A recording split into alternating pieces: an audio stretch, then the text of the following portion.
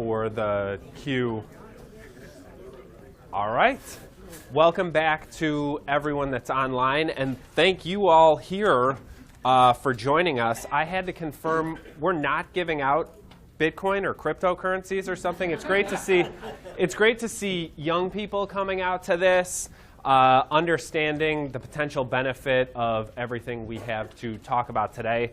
So, all kidding aside, thank you very much for taking the time to come with us, to be with us today. I am Kevin Davitt. I'm going to talk pretty quickly. One, because there's a whole lot of slides here, and my tendency is to run long, and it's important that we stay within time today. And so there are a handful of things. This is available, all these slides, and Mark, I imagine, mentioned it. All this stuff is available to you. I'm going to really speed through the beginning of this because I don't think it warrants the amount of attention that I would probably end up giving it. My background is similar to Mark's. I spent a number of years on the options trading floor here in Chicago. And I like the idea of especially seeing the number of people that have not already traded an option, of building your first option trade, because no matter what you think, it is a big deal, and you need to approach it that way. And this is just my opinion, but it's a sincere one. If you have been paper trading, that is not, again, just my opinion, necessarily indicative of I am now comfortable, because behaviorally, people behave very, very differently. And the emotional attachment when actual capital is put to work is very, very different than when you have a paper money account. Okay?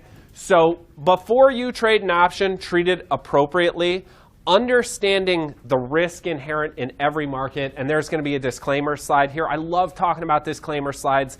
Even knowing that there's a couple attorneys in the audience, I legitimately love talking about risk stuff, because the people that tend to be the most successful in these types of endeavors think first, second, and third about risk, and only further down the road about if this works well, how does that work for me?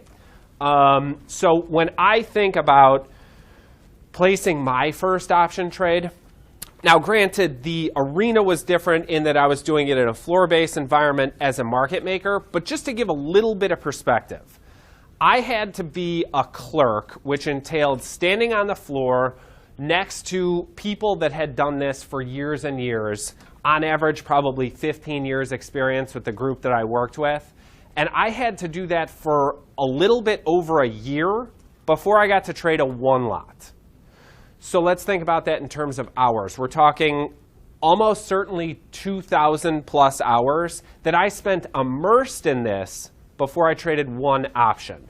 Now, you don't necessarily need or have the inclination to dedicate a full year before you trade a one lot. But ultimately, I wasn't trading one lots. I was assuming likely more risk than any of you probably would at any given point in time. And I'm not saying that as beat my chest. It's just a different model when you're a market maker.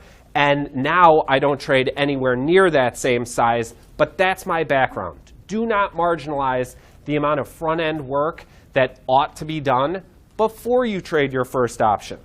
Back then, there were more barriers to entry in the market. Things were more expensive. The education wasn't readily available, and that has all changed. And I think it shrunk our expectation with regard to how quickly I could potentially be trading.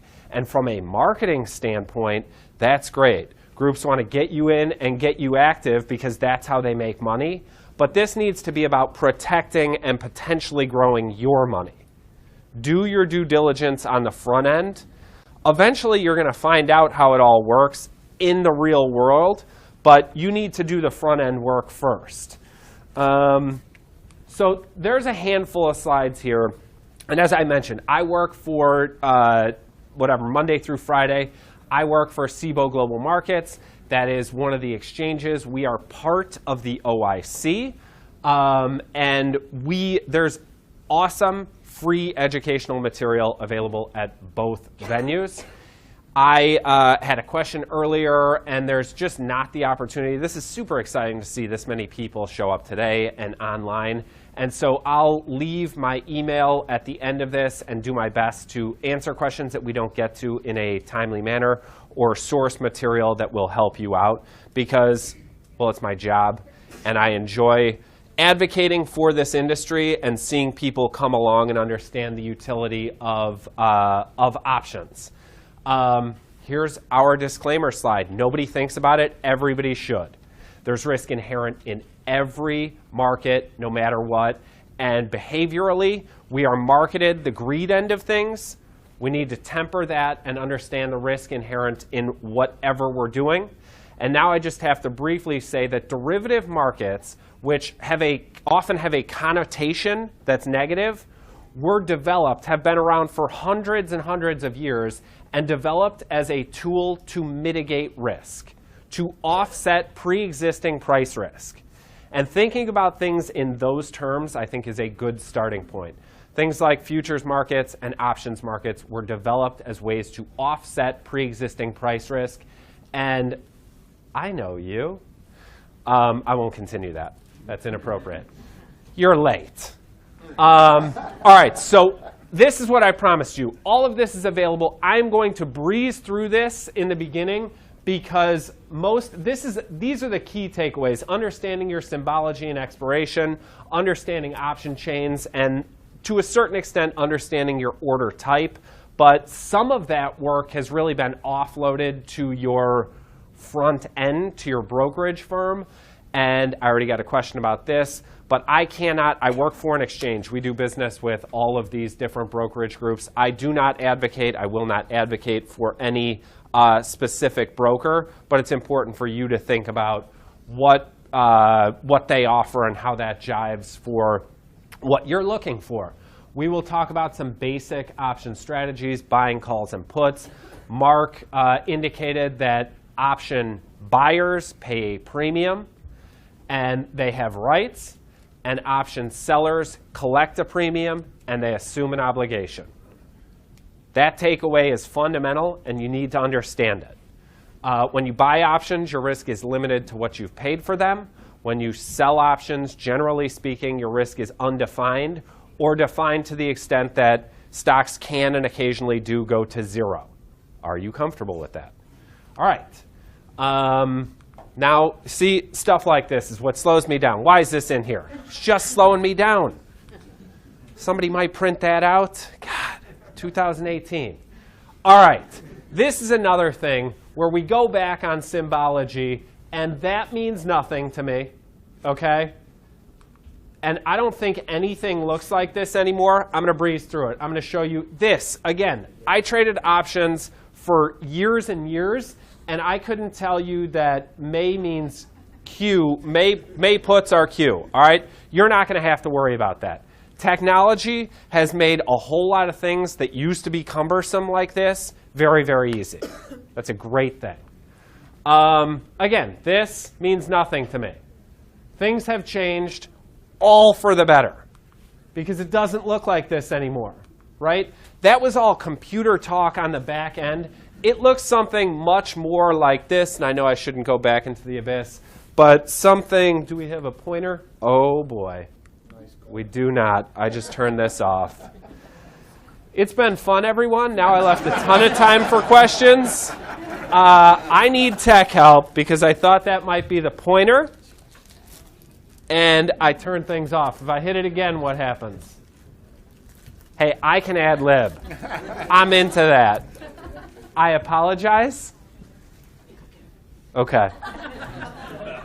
See, you woke up relatively early to come talk about what might be a dry topic, and you got this. You're welcome.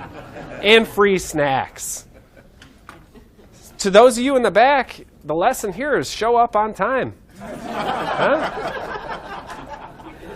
I thought I was hitting a pointer, and I turned the damn thing off. I know.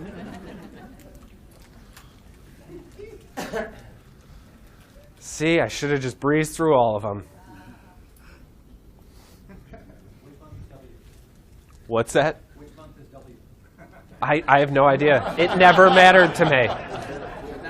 If we're talking about futures, I could. There is no W. To everybody online, I apologize. It's probably not half as funny to you. I'm sure I won't be asked back, so might not have a job Monday. God.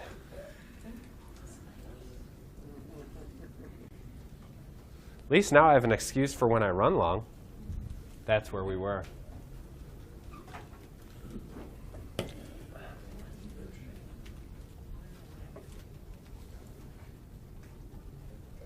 Do you have to enable? Yeah, we do have to get the young guys. We might give away free Bitcoin. Who knows technology? Huh? All right. I like to hear that. We'll probably get to the bottom of this. I got all day. You do have all day. How about some questions that people might have? I'll tell you that I'm semi-authoritarian in that I'm not going to let it get out of hand. We're back. Thank you to whoever helped. Oh, man. Oh, nice. All right. This slide should be taken out permanently. Thank you for your help. Again, okay, it's going to look something much more like this with a month that you understand, not A or M, a month, like January, and a number like the day that it expires and a year and your strike price, okay? The option industry figured out that you need to make this stuff understandable to grow the business. So here you have it. Now, if there was somebody asking about how do I know if weekly options trade, and there is a slide in here coming up about weeklies, but if there's only one contract month, like right now on Friday we had April standard options expire, if the next series of options that you see in front of you on your front end, on your platform, I use those interchangeably, is May, that likely means that there's no weekly options offered on that given underlying, because if there were, there would likely be options that expired April 27th. Now, this one, I do not want to confuse people about split-adjusted options. If you have questions, it still confuses me. I'm legitimately just blasting through this. You're welcome. Now, this again, if I had all the time in the world, I would regale you with the history of the option business, that originally we only had calls, that options were listed with cycles every 3 months, and then we decided, all right, let's have the front 2 months and on cycles. There are cycles for options, but generally speaking, the options that you trade will probably be in the near term or available. And it is possible to request the listing of different strikes or months. You might be rebuffed there, but ultimately this stuff is kind of back end and ancillary to your trading your first option. You will always have your front 2-month contracts, and that tends to be where the most activity is concentrated in the first 60 days. And it's kind of as an aside, when weeklies were listed, and that's going to be one more slide from here.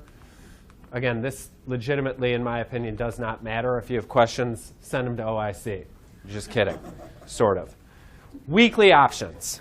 So just by show of hands, the people that have traded options already, how many have used weekly options? Non-standard options. OK. How many that have traded options already have not traded a weekly option? Very few hands went up for that second question for those online. And had that question been asked 10 years ago, SIBO introduced weekly options in 2006, and people thought the immediate feedback was, this is crazy, there is no use for this. And now, depending on the underlying market, across all the options that trade on any given day, average daily volume across 15 different exchanges is somewhere between 20 and 25 million. And weekly options constitute somewhere between 30 and 40% of that volume. It gives end users tremendous flexibility to trade around events, things like earnings. And we are right now in the middle of an earnings cycle. And historically, you might want to trade, I don't know, some company that might report next week. Does anybody else? Apple reports next week? Okay. So historically, if you wanted options exposure to Apple, you would have the May options, but there might be 20, 25 calendar days between when Apple reports and when your options expire. And weeklies afford end users the opportunity to really kind of hone in on that type of event trading, to hedge off very specific time risk. And the volume speaks for itself, as does the show of hands here as to the number of people that have used weekly options. Now, there's a list.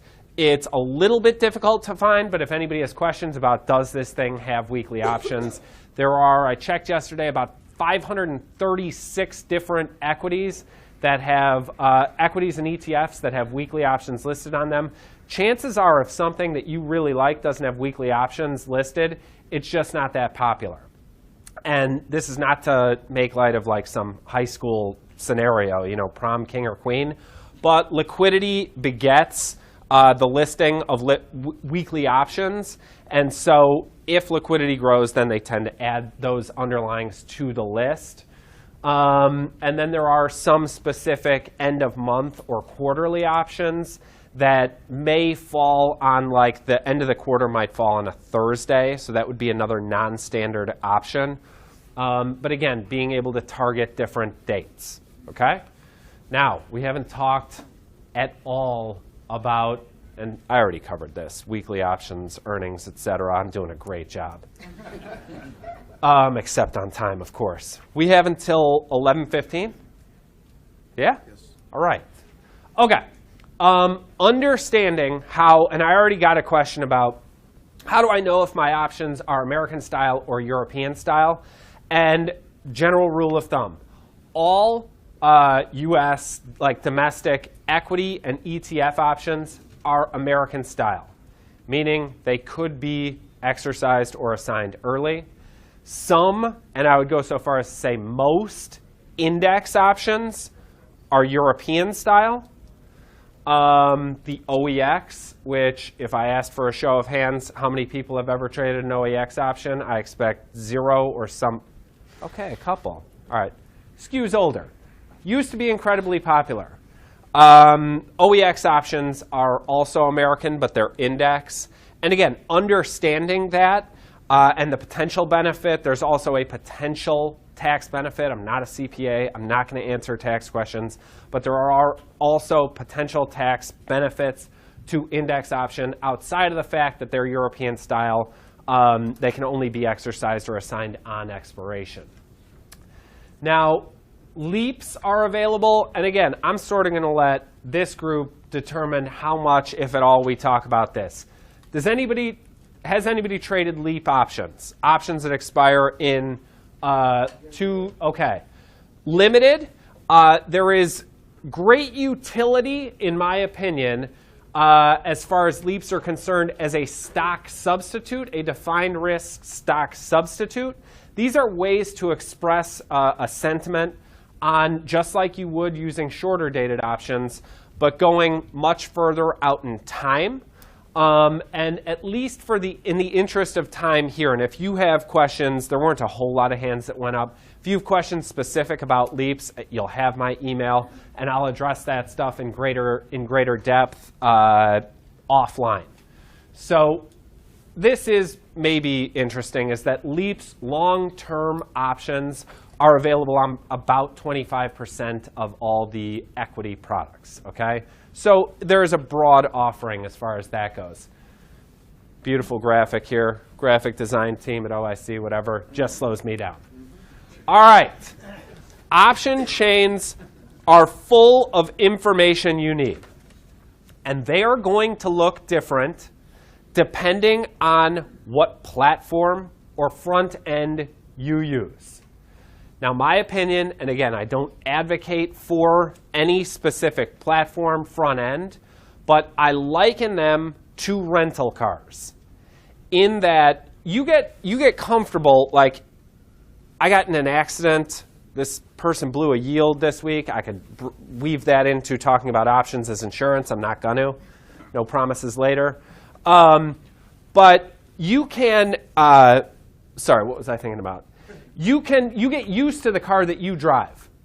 And now I'm going to be forced to have a rental car. And I would like to have something that operates very similar to how the car I drive does.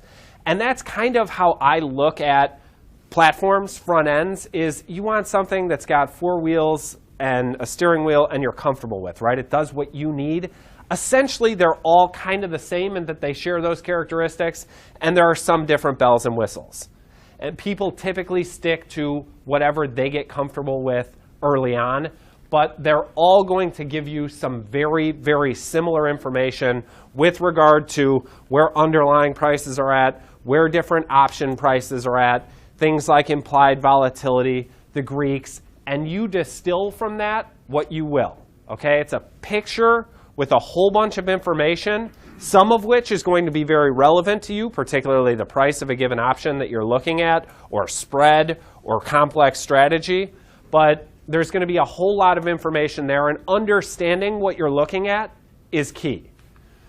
So it gives you the number of strikes available, your current bid and ask, things like open interest, implied volatility, and you find them on your platform. And again, I don't care what you use. Hopefully you're comfortable with it and you understand the array of information in front of you. Does that make sense? Okay. Now, here is what I would consider a confusing one, in that, in my experience, this has all the information that your front end, your platform likely has. It's just potentially arranged differently. In my experience, you typically, and you can, these are modular in that you can typically set it up exactly how you like. So in this situation, you have your strikes over here on, when you're looking at it, the left. I think that's typically in the middle, and you often see calls on one side and puts on the other. But the same information, and I'm not going to hit the button that I thought was the highlighter this time, because I don't have any more jokes. But the same information is on all of these. And you need to figure out what's important to you. I could spend the next 2 hours talking about just this, but I'm not going to. This information is going to be in front of you in your platform, okay? And you need to be able to look at these things, find what it is that you're looking for, and it's typically modular to the extent that you could filter out. You could just look at the money options. You could look at all options. You could just look at near term. Why would people do that? Because most options trading is predicated in the front 2 months. Maybe I'm not the least bit concerned with options that expire 2.5 years from now, and it just clogs up my line of sight. You can typically filter it to kind of be just what you need from an information standpoint. In this situation, you see your underlying price, 52-week highs and lows. Maybe you're a technical trader. Maybe you look for points to potentially sell a call or sell a put, and you want a quick reference as to, well, where's this thing been over the past year? This stuff is likely in whatever front end you use, or if you're not to that point, it will be. Now, have I totally lost anybody? I need to check in from time to time because I've been speaking like an auctioneer. And if anybody is lost, let me know because it helps me do my job better. Okay? Keep going. Nobody's asleep yet? Awesome. Okay. Again, another way you can filter out exactly the type of information that you care about. Here is what most people will focus on is the different strikes and the bid-ask price for any given option.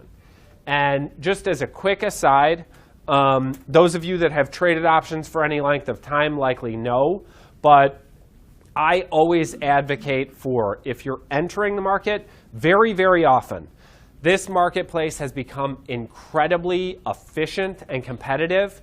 And looking at a bid-ask, if I'm entering the market, I do not have a position on, I will almost always try to do so somewhere in the middle of that bid-ask, and very often people are willing to trade somewhere between that. If I am exiting a position, I am likely doing that for a reason because I've had a plan the whole way, and things have triggered my if-then. If this happens, then I'm doing this with my position. And I am less concerned with middling a market. It's time for me to get out. So I sell out of an option at a bid, or if I need to buy it back, I do so very near the offer. But understand that that bid-ask spread is something that you can trade in between, and a whole lot of option trading goes on in between that, okay? The Greeks over here on the right-hand side, in my experience, some people tend to get bogged down in them. Options trading is part science and part art. And it's imperative that you understand the science part of it. How and why do calls and puts behave the way they do? Imperative. If you don't understand that, don't do that. Don't use options. And I'm an advocate for the options business. If you don't have that basic scientific understanding, don't do it. You're going to lose money. The art tends to come in time, okay? And so some of this really, really understanding, don't get too bogged down in the Greeks. It arguably adds to your ability to trade artfully. Now, I'm not saying disregard it entirely. Deltas, I think, are particularly instructive, but I'm not going to get all sorts of bogged down in gamma if I'm just generally trading options to either mitigate risk or potentially bring in some income. Okay? Has anybody really gotten stuck on, I don't get these Greeks, and it's got me in the mud, I can't get any further? Because I want to get you unstuck before the end of the day, or before too long. See, it happens. Try not to. That's easy for me to say. I've already gone over pretty much all of this. You have your strikes. You have your symbols. I forgot how many builds there were to this. When I was going over in my head this presentation, I'm like, all right, I can get through this. I can get through this. There are too many builds to this. All right. Now, open interest is something that is interesting up to a point. And my takeaway there is that you can see on your front end, on every front end, the open interest on different option series. And effectively, that's telling you how actively that option, that specific option is trading, how many people, how many contracts are open in it. And I wouldn't get bogged down in this if a buy is to open and a sell is to open. Open interest increases by 1.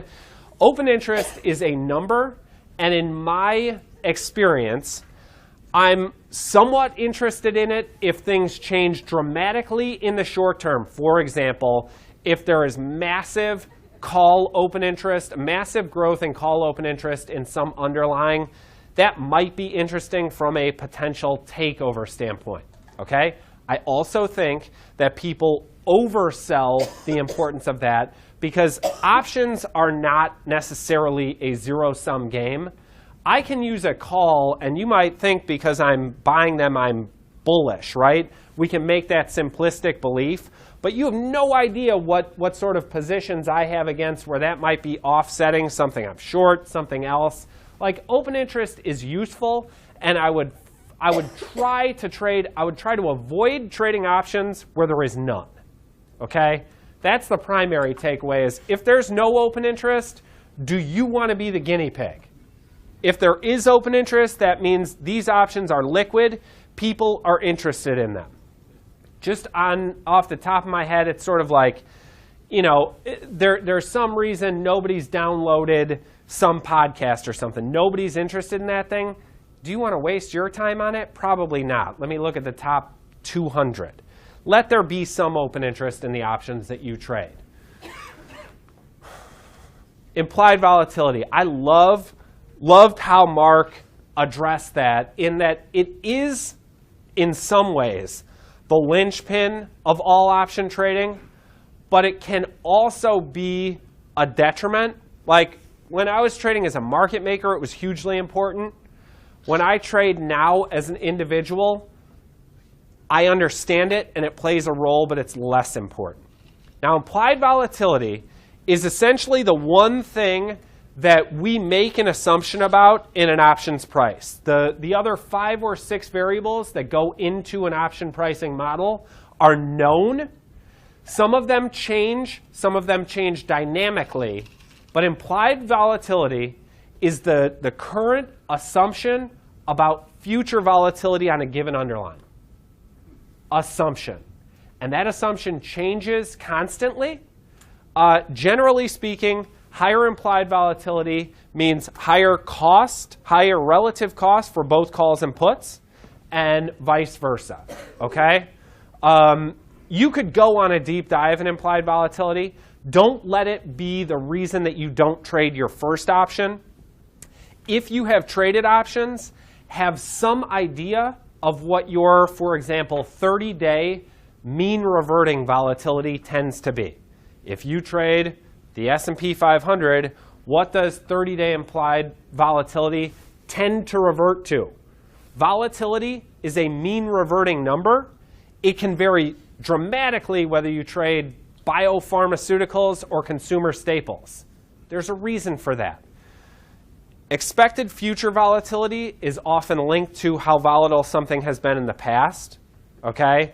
And different sectors tend to be more volatile than others.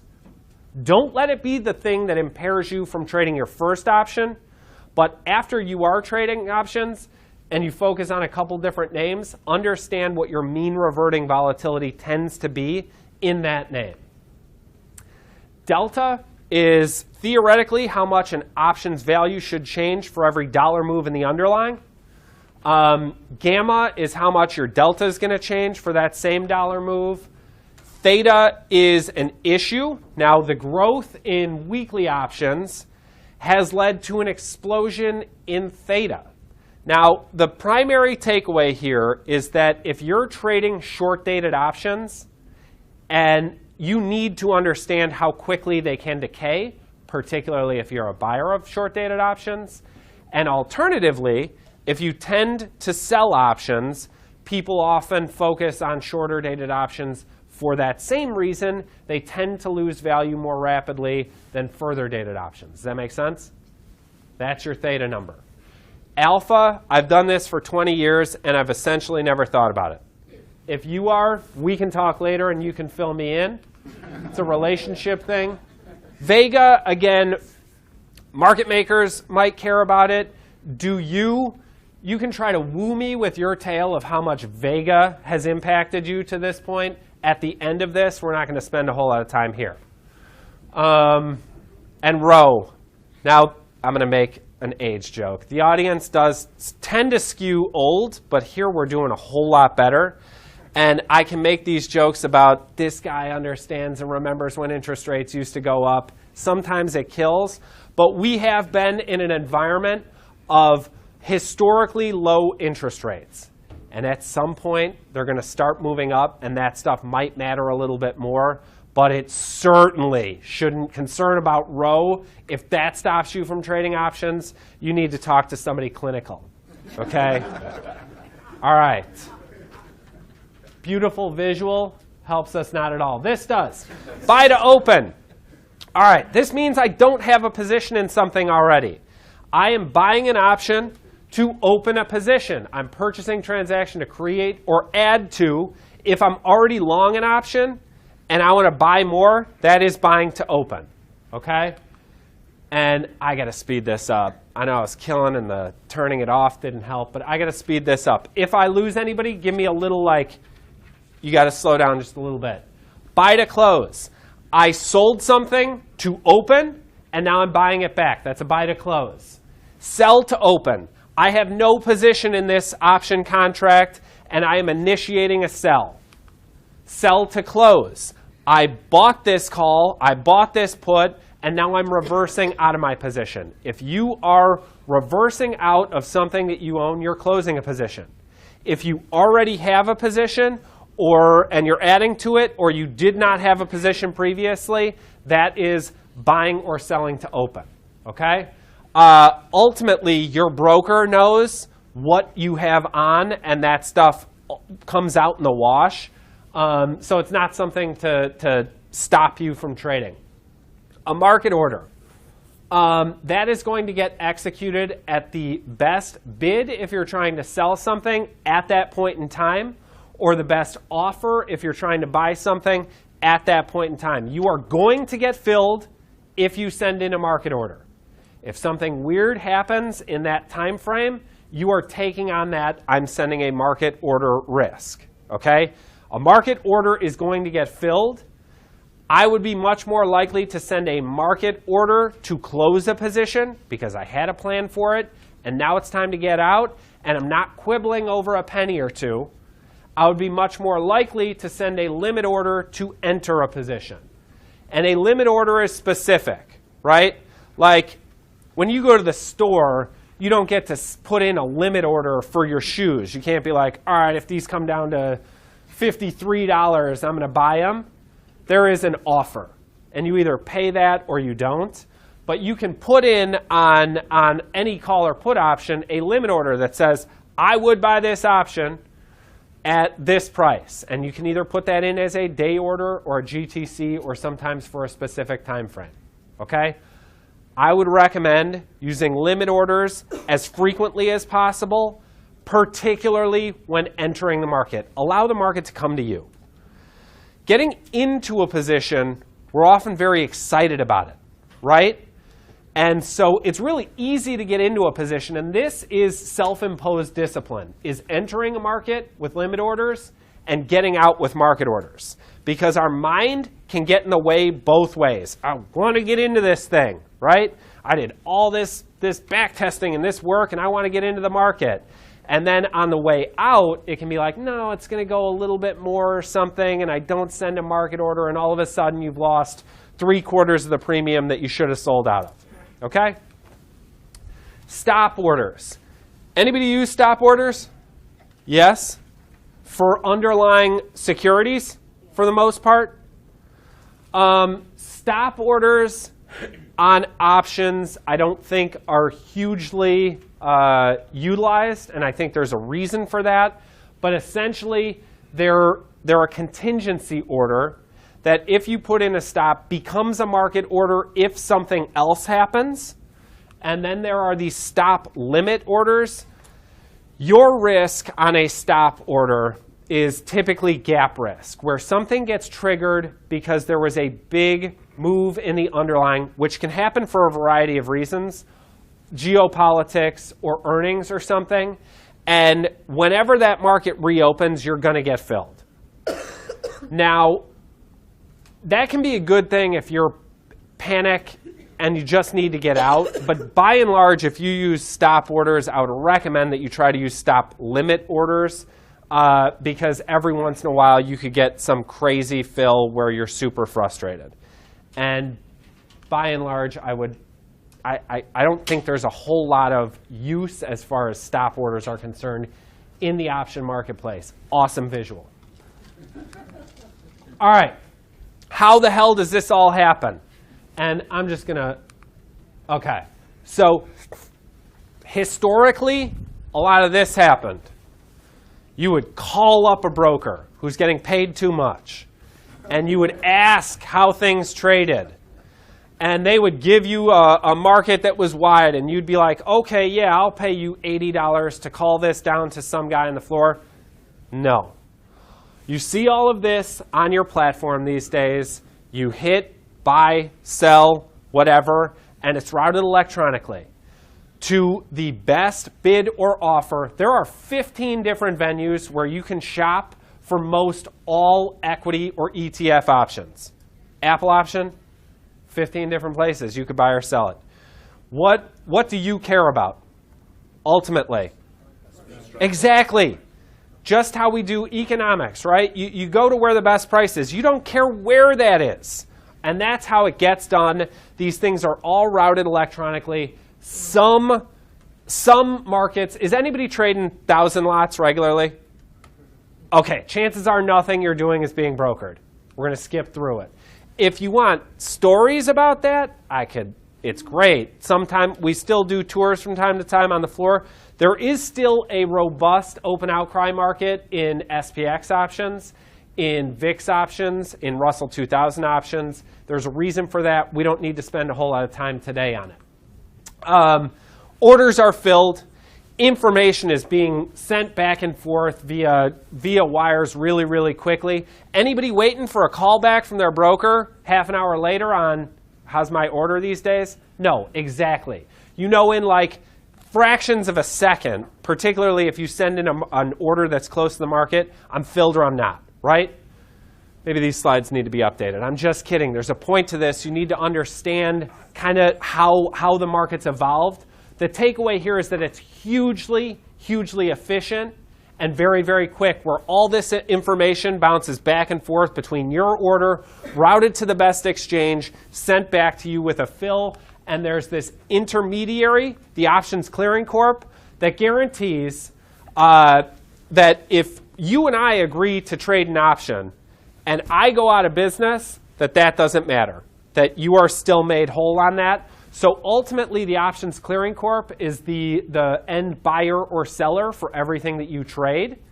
But they're just an intermediary that guarantees that all the obligations set out in an option contract are fulfilled. And that's hugely, hugely important for counterparty risk. Okay? All over-the-counter transactions, you have counterparty risk. All right, and then it shows up in your account. This is you, this orange person right over here. Look at me, I traded options. All right? How does it affect your trade balance? I got to speed this up. You know how it does. Options, if you pay for options, that premium is coming out of your account. If you sell options, that premium is coming into your account. If you're selling options, like if you're selling a cash secured put, your brokerage firm figures out exactly how much risk there is on that position, and they're holding capital against that, okay? Know that your multiplier on just about every option, every equity option contract is 100. So if you buy an option for $4.50, what's the notional value of that? $450. Cool, see? Now we're speeding things along. All right, if you close things out, the difference, if you bought an option for $4.50 and you bought it one time and you sell out of it for $6, what is the net effect? $1.50, and in notional terms, $150. Your multiplier is 100. If things go your way, you buy it and it goes higher, you're making money. If you buy it and it goes lower and you sell out at, you bought it at $4.50, you sell out at $3, you're down $150. No. So the key takeaway here is understand that options are inherently levered in that you're typically controlling 100 shares of the underlying. Now, after all of that, with 20 minutes left, I'm getting into strategies. See? This is how I get sidetracked. Let's talk about buying calls. How many people that have traded an option contract, the first option they traded was a long call? A lot of people.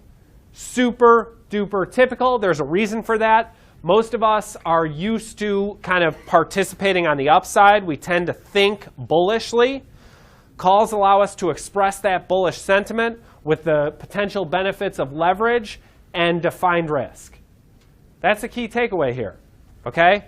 Now, we're bullish over a given time frame. That's the difference. That's a nuance as far as options are concerned, is that we need things to happen, that there are finite time frames. You could have been willed IBM stock from your grandpa that held it back in when, I don't know, Edison was around, right? Lucky you. You will not be willed a call option from your grandpa. There is finite duration for all options, and you need these things to happen over that time frame. And the leverage, again, leverage is one of the tremendous appeals as far as all options are concerned, and it can often be your undoing when you become over-levered. Leverage is amazing when it works well, and it's a nightmare when it doesn't, okay?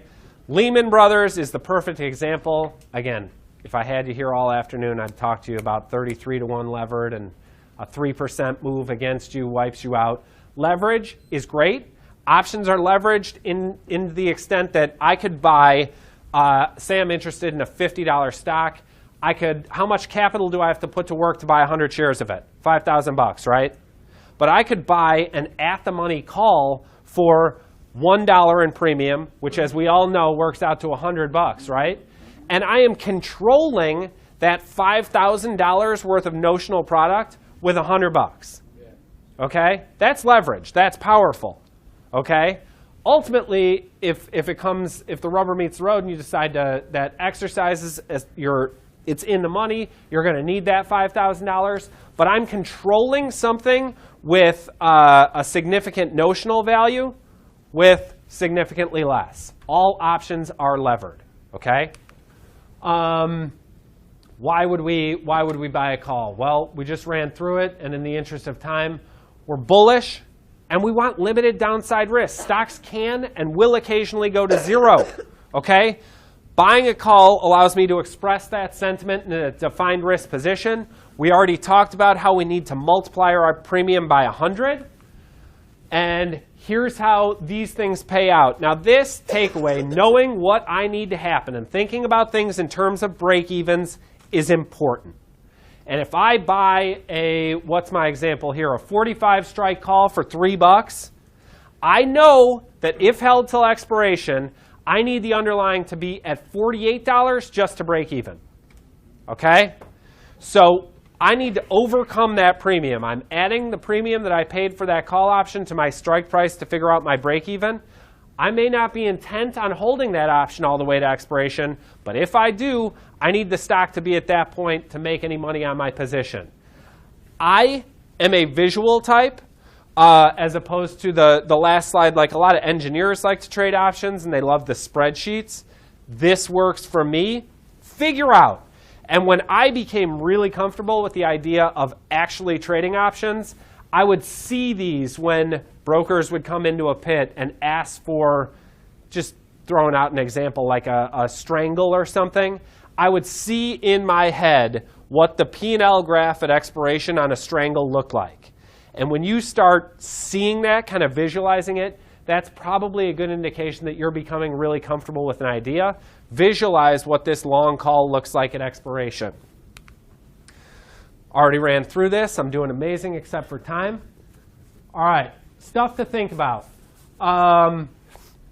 You need it to happen in the time frame that you have determined by the expiry of your option. This top one, dividends can and do affect calls. More often than not, I can give you the brief takeaway on whether a call is likely to be assigned early based on what the corresponding put is trading for. The primary takeaway here is that most people have too much risk, have too much thought risk placed on the likelihood of an early exercise, okay? If you want to talk more about dividends being exercised early, let me know. All right, why would I buy a put? So puts are a little bit more complex because behaviorally, we tend to think bullishly. Markets tend to go up over long time frames, right? And we don't tend to think about the opportunity to make money from a market moving lower. But that exists, and most people can't sell stock short because if you do, you have undefined risk. Now, the other alternative as far as long puts are concerned is that it behaves like insurance, okay?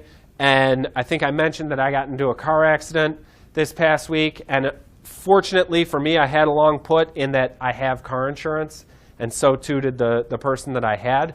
But it is giving us the right to sell something at a given price on or before a given date, okay? And why would I want the right to sell something?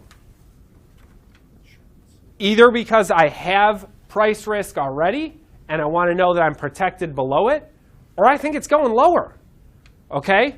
Stocks can and do go lower. I can make a joke about how last year was the least volatile year in history, or second least besides 1965, depending on your metric. But early this year has pointed out that that can and will happen, okay? Now, one motivation might be you're near-term bearish, and you want to benefit from a potential pullback, but with limited risk when you buy options. Your risk is limited to what you paid for it. The reason that most people start their introduction to options is either buying a call or buying a put is because I know exactly what my risk is. And that's a really, really good thing, right? You shouldn't be comfortable with undefined risk, particularly if you've never traded an option before. And so I want to express a directional sentiment in a risk-defined way. And the risk in this example, we got a stock trading at 80.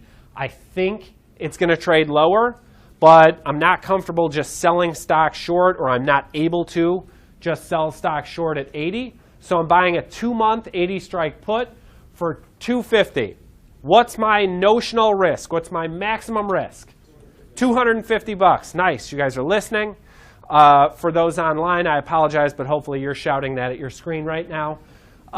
So my maximum risk is $250 because I'm buying an option. My risk is defined by what I've paid for it.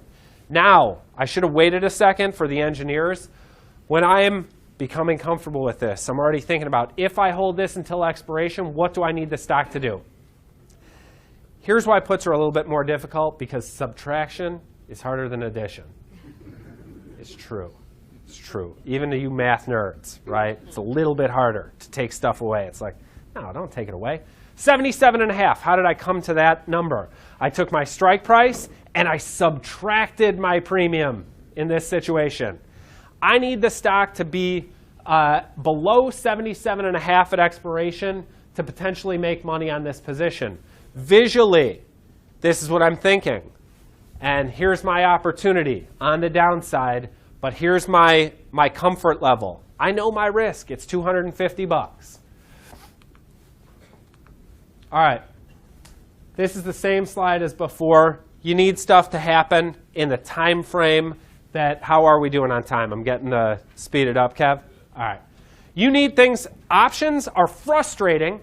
And one of the reasons that people turn around and start selling options is because when you trade directionally, it's tough enough to be right. But for it to necessarily happen in the time frame that the option dictates makes it doubly difficult, okay, because of that decay component. I would argue that this sell naked calls shouldn't even be in this section. We're going to talk about covered calls in the next section. Has anybody sold a naked call? Yes, one person. I'm impressed. I need to talk to you later. 2 people. Okay. If you do this, be well capitalized. All right? There's a time and a place for it. The time and the place is not an introduction class where we're talking about your first option trade. Your first option trade, if you're thinking about your first option trade being a naked short call, talk to me afterward, and I will do my best to advocate for you to stay away from this business. Okay? That was a joke. Don't do it. All right? You're bearish. That's why you would sell a call. The real reason is income, or because you have that risk covered because you're long the underlying. We'll talk about that in covered calls.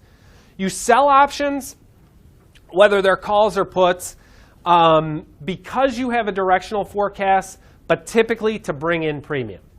And one of the reasons that the options industry has grown by leaps and bounds in the past decade is because of the global macro interest rate environment, is that the potential to generate income from alternative investment vehicles has become increasingly attractive when yields are so low.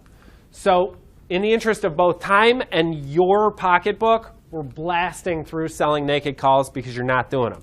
You're covering them, okay? Here's what it looks like. Here's what you should be thinking about. Oh my God, I just keep losing money. Okay? You're welcome. I could potentially make 500 and I have no idea what I could lose. How you sleeping? Same slide again. All right, sweet. Selling naked puts. Now this, and I know that we're bumping up against time. This is something that does make sense because you can use options to potentially buy a stock that you're bullish at a discount. And if it doesn't happen, you get paid to be wrong. Okay? Now most puts would be sold if they're naked on a cash secured basis. meaning you have the full amount of capital to hold that position in the event that that stock went to zero. If you sell a 50 strike put, that the maximum risk on that would be from 50 down to zero. You will likely have $5,000 held, potentially less whatever premium you take in, against every put that you sell. But selling puts utilizes the potential benefit of time decay, and you get paid to be wrong, okay? Or if a decline happens, it's something you want to buy. You're excited to buy something at a discount. It's sort of like being able to put in the limit order on your shoes. I would be willing to buy these shoes at $53, okay? Sell a put there. You can't do that on your shoes. I'm sorry. I don't know why I keep using the shoe example.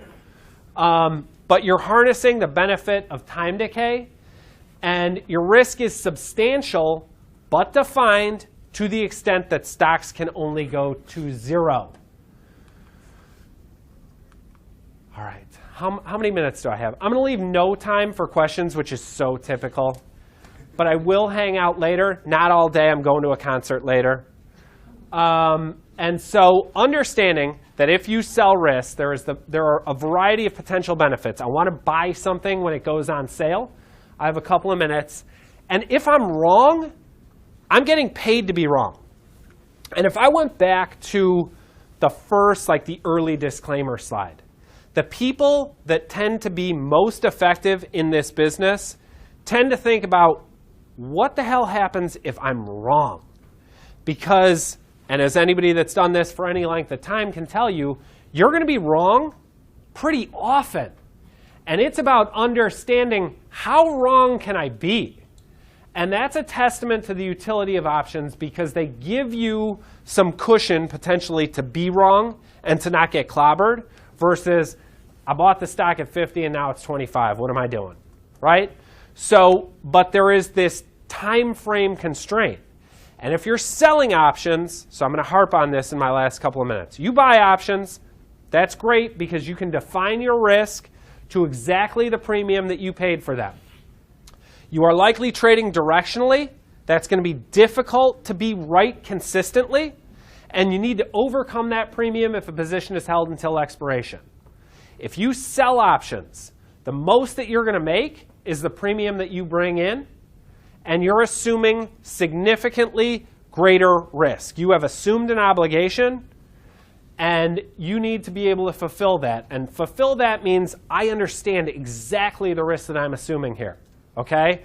And that might be, I need to be able to buy stock if this thing falls below 50.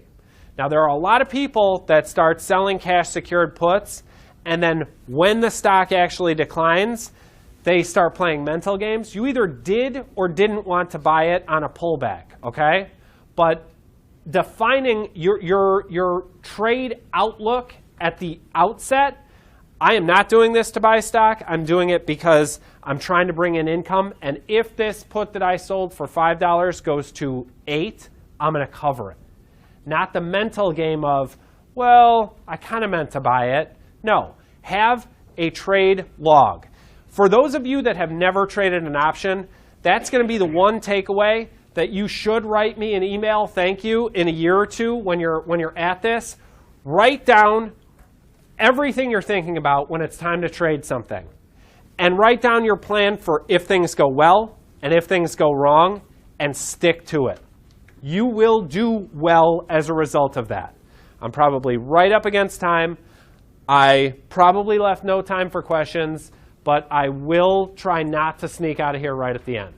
Thank you for your attention, and I apologize for that interruption in the middle. We'll be back in 15.